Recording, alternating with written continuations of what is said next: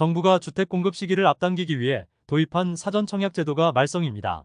사전청약 당첨자들은 예전보다 본청약이 대폭 늦어지면서 내 집 마련 일정이 다 꼬였고, 추정 분양 가격도 사전청약 당시보다 크게 오르면서 불만이 쌓이고 있습니다.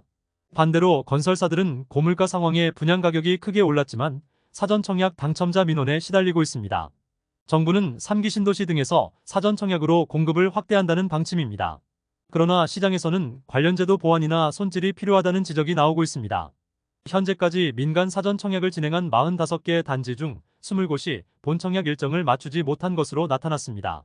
본청약이 늦어지면 아파트 입주일이 변경되면서 이사와 전학 등의 불확실성이 높아질 수 있습니다. 본청약이 지연되는 가장 큰 문제는 분양가격 상승입니다.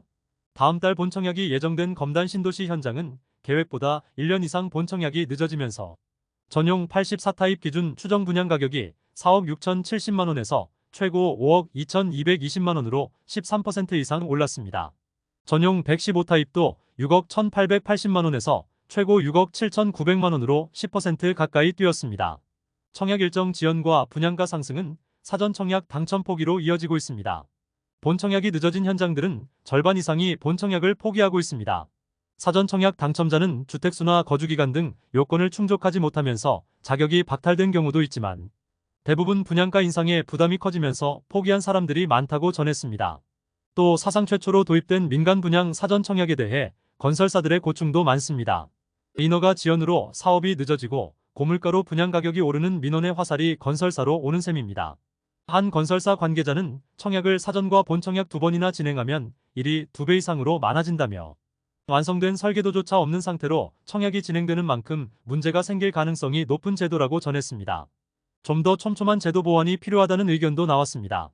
부동산 R114 수석연구원은 사전청약이 수요를 분산시키기 위한 제도로 취지는 좋다면서도 사업이 지연되고 분양 가격이 오르는 것을 막기 위해서 착공 시점을 규정하는 등의 방안을 검토하는 게 필요하다고 밝혔습니다. 국토부 관계자는 인허가 지연과 부동산 경기 변화 등 예상치 못한 변수로 인해서 분양 가격과 분양 시기에 대한 이야기가 나오는 것으로 보인다며 관련 협회 등을 통해 본청약 시기 등을 준수할 것을 안내하고 있지만 분양가 책정 등에 관해서는 관련 규정이 없는 만큼 쉽지 않다고 전했습니다. 지금까지 잼스톤TV였습니다. 오늘 영상 도움되셨으면 구독과 좋아요 부탁드립니다. 시청해주셔서 감사합니다.